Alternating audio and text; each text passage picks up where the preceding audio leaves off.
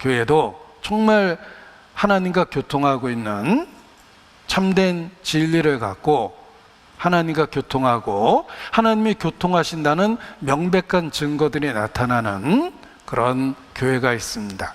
그곳에서 하나님을 섬겨야 된다라고 말씀하십니다.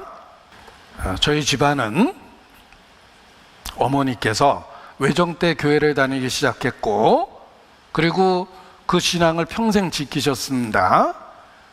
그리고 제 어린 시절에는 어머니께서 새로 개척된 작은 교회에 나가기 시작했는데 그 교회가 엄청 커졌습니다. 대한민국에서 제일 큰 교회가 됐어요. S교회라고 대한민국에서 제일 큰 교회가 됐습니다. 대단한 자부심을 갖고 저희 어머님이 다니셨습니다. 제일 큰 교회 다니고 있다는 자부심이 있고, 또 작았을 때부터 다녔다라는 자부심이 있었습니다. 그래서 그 자부심을 갖고 신앙생활을 하셨는데 실제로는 구원받지 못했고 삶의 변화가 없었습니다. 그냥 힘든 것을 하나님을 의지해서 그냥 그렇게 살았을 뿐입니다. 평범한 종교인이었습니다. 기독교인이었습니다. 거듭난 경험이 없었고 삶의 변화도 없었습니다. 그래서 어머니 스스로도 알고 있고, 또 어머니 주변에 있는 가까운 사람들, 특히 자식 입장에서도 잘 알고 있었어요. 우리 어머니가 힘드니까 하나님을 의지하는구나 라는 건 알고 있었지만 우리 어머니가 진실한 그리스도인이라는 생각은 들지 않았습니다. 제가 어머니를 비난하기 위해서 하는 이야기가 아닙니다. 어머니가 제 어린 시절에 기도원, 오산리 기도원 다니셨습니다. 꽤 먼 데인데 그 버스를 타고 거기를 오고 가시면서 기도원에 다니셨는데 2박 3일, 3박 4일 기도원에 있다 돌아오십니다. 어린 시절에는 어머니가 기도원에서 돌아오는 날이 제일 공포스러웠어요. 힘드시죠? 며칠 집 나가 있으면 힘듭니다. 들어오자마자 신경이 바짝 곤두선 상태에서 집에 들어오면 애가 꼬재재에 있어요. 그게 바로 접니다. 그러니까 들어오자마자 막 야단을 치는 거예요. 전 어린 시절부터 이해할 수가 없었습니다. 아니, 은혜 많이 받고 오신 분이 왜 들어와서 저럴까? 제가 생각하기에는 부처님 미소 같은 거 띄면서 은혜 받고 왔으니까 그렇게 막 들어오셨으면 좋겠는데 아주 히스테릭한 모습으로 기도원에서 돌아오셔서 집안에 남아있던 사람들을 쥐잡듯이 하셨습니다. 어린 시절에 어머니가 기도원 간다 그러면 돌아올 날이 그때부터 걱정되는 거예요.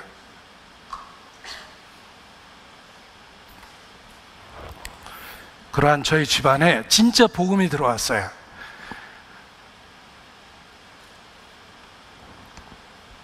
그리고 고민이 생겼습니다. 그렇게 오래 애착을 갖고 자부심을 느끼고 다녔던 그 S교회를 계속 다닐 것인지, 아니면 정말 복음을 가르쳐주고 예수님을 만날 수 있도록 도와준 교회를 다녀야 될지 정말 고민이 생겼는데, 그 고민을 의외로 쉽게 해결했습니다. 스스로 질문을 했기 때문입니다. 그 S교회를 10년 넘게 다녔습니다. 아무런 변화가 없었어요. 말 그대로 제자리 걸음한 것처럼 작년에 믿는 거 올해도 믿었고, 3년 전에 믿었던 거 지금도 믿었고, 5년 전에 믿었던 거 지금도 믿었고, 늘 똑같은 상태였습니다. 아무런 변화가 없었습니다. 그런데 정말 예수 그리스도를 알고 만나고 난 이후에 삶의 변화가 생기기 시작했어요. 성경을 정말 읽기 시작했습니다. 예전에는 억지로 읽으려고 그랬는데 정말 성경을 읽기 시작했고, 완전한 기준으로 변화되지는 못했지만 분명한 것은 전과 달라지려는 노력 속에서 살게 되었습니다. 그러면서 스스로 질문을 했습니다. 이 교회를 10년 넘게 다녔는데 구원을 못 받았습니다. 구원의 확신도 없었고 예수 믿는다라는 것이 늘 추상적이고 모호했습니다. 그런데 10년을 넘게 다녀도 그랬는데 만약에 10년을 더 다니면 어떻게 될까? 그런 질문을 하면서 교회를 옮겨야 되겠다는 결단이 쉬워졌습니다. 왜냐하면 정말 성경을 배우고 예수님을 알고 만나게 되니까 한 달이 다르고 1년이 다릅니다. 예전에는 성경책 들고 있는 성경이 10년 전에 산 건데도 여전히 새 거예요. 너무 귀하게 봐서가 아니라 전혀 안 읽어서 그런 겁니다. 교회 다닐 때만 들고 다녔으니까 여전히 새 거예요. 중고로 팔아도 깨끗해요. 제값 다 받을 것 같아요. 그런데 정말 예수님을 만나고 구원의 확신을 받고 성경을 읽었을 때는 1년 만에 성경을 바꿔야 될 정도로 이게 나달나달해졌어요. 우리 학교 다닐 때 교과서 열심히 보면 이게 티가 납니다. 공부 열심히 한 학생들의 교과서는 티가 나죠. 성경이 그렇게 됐어요. 성경을 읽으라고 강요받은 것도 아닙니다. 읽을 수밖에 없었고 읽으면은 시간 가는 줄 모르게 됐습니다. 어머니도 쉽게 결단을 했어요. 왜냐하면 10년 넘게 교회를 다녔는데도 아무런 변화가 없었습니다.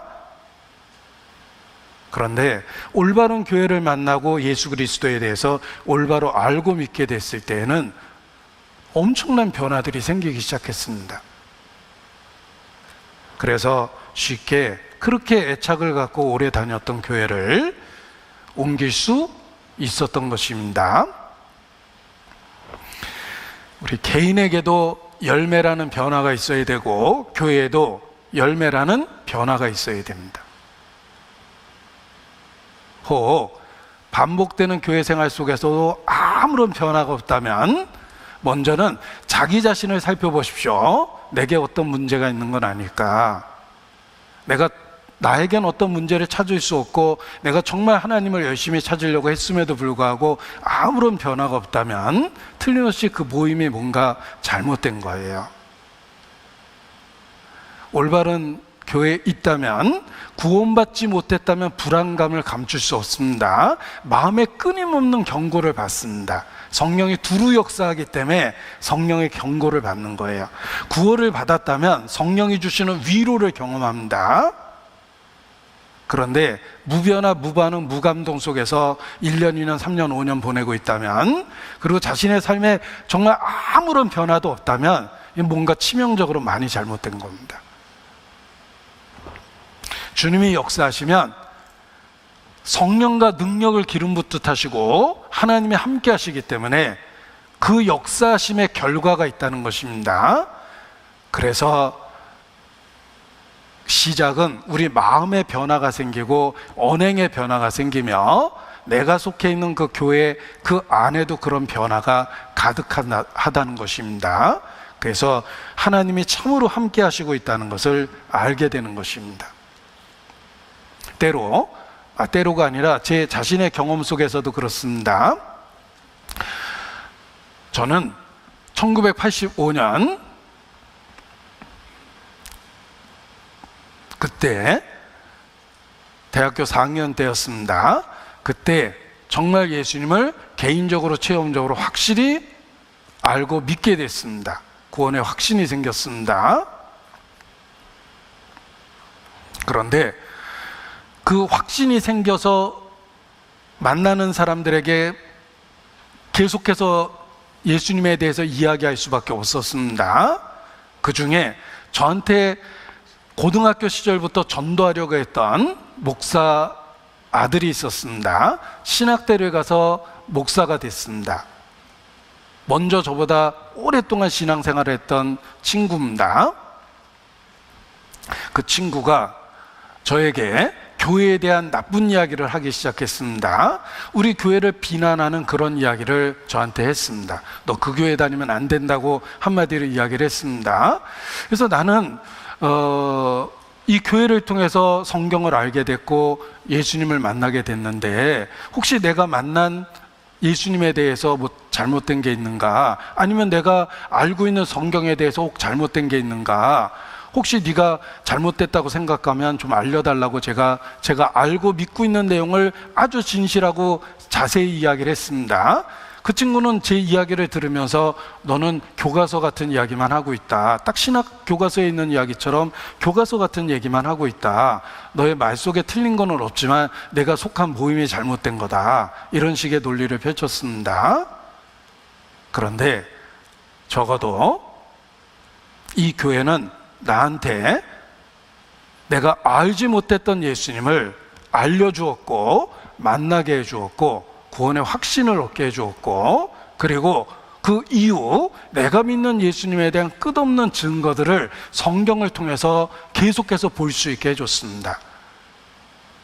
그래서 그 친구의 기준에 의하면 우리 교회가 잘못된지 모르겠지만 적어도 나에게 있어서는 예수님을 만나게 해준 교회요, 예수님을 계속 믿을 수 있도록 격려하는 교회라는 확신이 들었습니다. 그래서 그가 비난하거나 잘못됐다고 정죄하는 말에 대한 것이 제게 전혀 영향력을 갖지 못하게 됐습니다. 그리고 결과적으로는 그 친구는 중간에 신앙을 잃어버렸어요.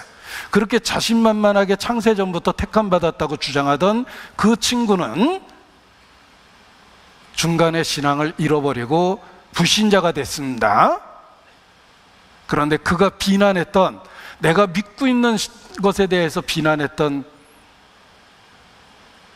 나는 아직도 그때 만났던 예수님을 지금도 믿고 있고, 그 예수님과 더 가까이, 그때와는 비교할 수 없을 정도로 주님과 더 가까이 있게 됐다는 확신이 있습니다. 결과적으로는 그 친구가 잘못된 기준으로 잘못된 판단을 한 겁니다. 결과가 그렇습니다. 왜냐하면 시간 속에서 그 친구는 불신자가 됐고, 시간 속에서 나는 그때 믿었던 예수님을 더 소중하게, 그때와는 비교할 수 없을 정도로 더 가까이 알고 믿고 붙잡고 있기 때문에 그렇습니다. 고린도전서 9장입니다. 바울을 비난하는 사람이 많았습니다. 바울이 그들에게 이렇게 이야기합니다. 상당히 완곡하지만 강력한 표현입니다. 고린도전서 9장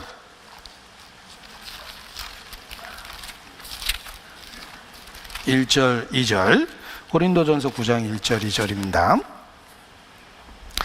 같이 읽겠습니다. 내가 자유자가 아니냐, 사도가 아니냐, 예수 우리 주를 보지 못하였느냐, 주 안에서 행한 나의 일이 너희가 아니냐, 다른 사람에게는 내가 사도가 아닐지라도 너희에게는 사도니 나의 사도됨을 주 안에서 인친 것이 너희라.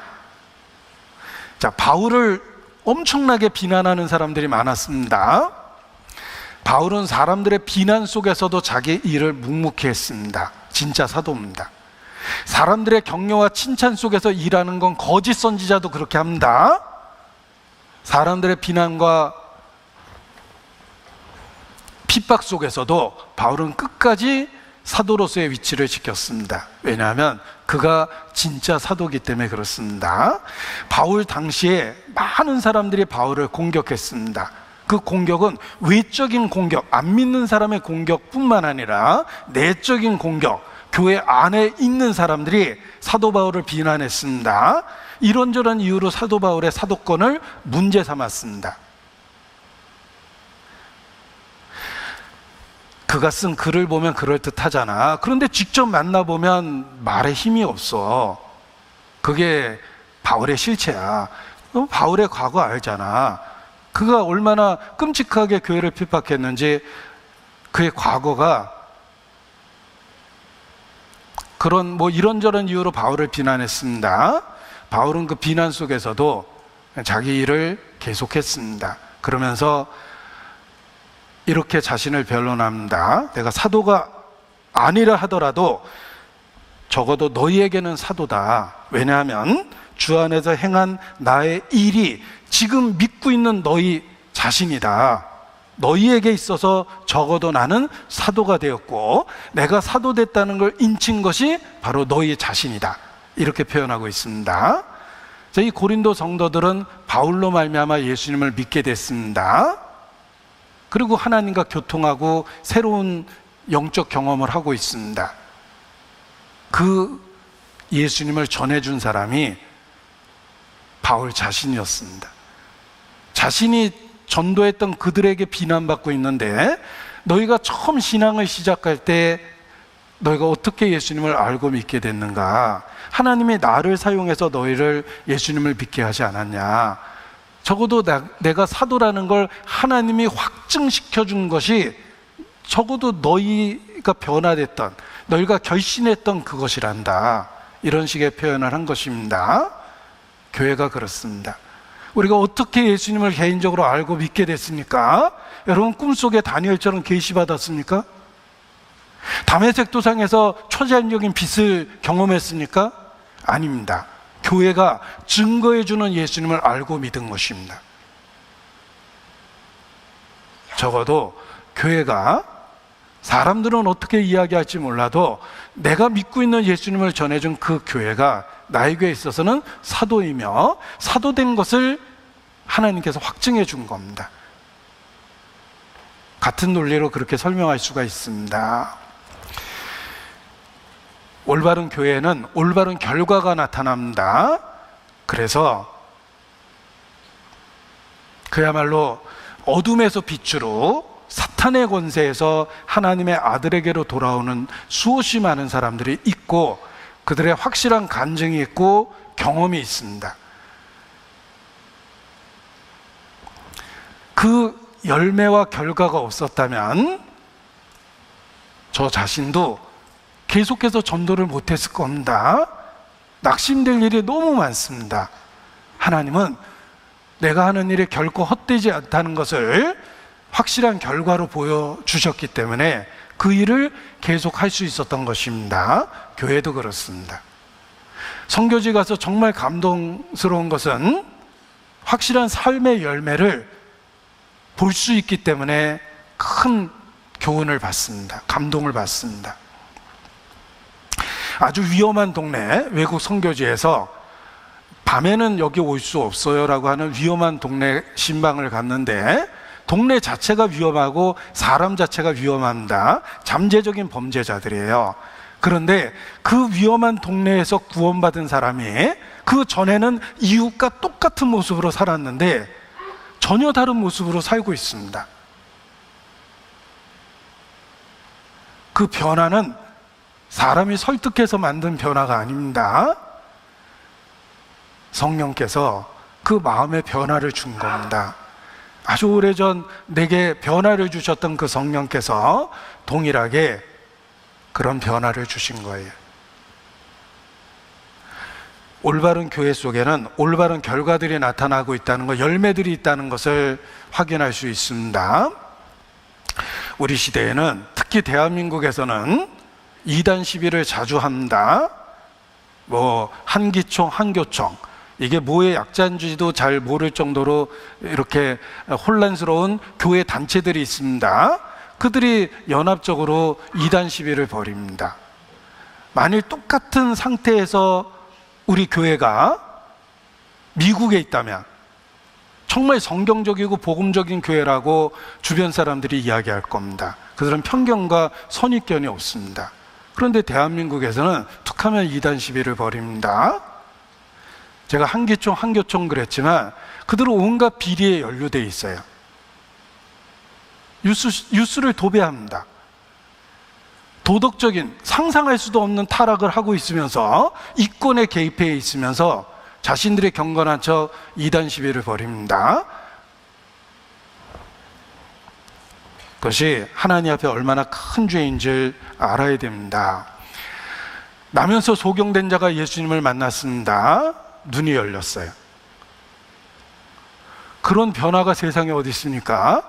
나면서부터 소경된 자를 예수께서 눈을 열어주셨습니다. 그런데 유대 종교가가 그를 불러서 꾸짖습니다. 너를 낫게 해준 그 예수가 나사렛 이단 괴수다. 그때 그 소경된 자였던 그가 죄인인지는 잘 모르겠지만 한 가지 아는 것은 내가 소경으로 있다가 지금 보는 그것이니이다. 이렇게 이야기합니다. 그가 죄인인지는 내가 잘 모르겠습니다. 유대 종교가들, 영향력 있는 종교 지도자들이 예수님은 잘못됐다고 계속 비난합니다. 이 소경되었던 자가 이렇게 표현합니다. 그가 죄인인지는 솔직히 저 잘 모르겠지만 분명히 내가 아는 것 한 가지는 내가 소경으로 있었다가 지금 보고 있다는 것입니다. 우리도 마찬가지입니다. 혹 교회를 비난하는 이야기를 들을 수 있지만 우리 자신의 간증은 분명해야 됩니다. 내가 분명히 한 가지 아는 것은 내 삶에 예수 그리스도가 생겼다는 것입니다. 예전에는 그리스도 없이, 그리스도와 상관없이 그렇게 삶을 살았습니다. 그런데 십자가에 못 박힌 그리스도를 알고 믿고 난 이후 내 삶의 중심에, 내 영적 생명의 심장처럼 예수 그리스도가 생명력을 갖고 활동하기 시작한 거예요. 믿는 모든 사람은 그렇게 간증할 수 있습니다. 내가 한 가지 아는 것은 내가 소경으로 있었다가 지금 보고 있는 것이다. 예수 그리스도를 분명하게 알게 되었고, 그리고 성경을 더욱 자세히 읽음으로 내가 믿고 있는 예수, 그가 정말 진리고 길이고 생명이라는 것을 확신하며 살게 됩니다. 그래서 신앙을 지키고 붙잡고 지속하고 있는 것입니다. 우리가 개인적으로 계시받은 게 아닙니다. 개인적으로 초자연적인 경험을 통해서 예수님을 믿게 된 것이 아니라 교회의 정상적인 활동,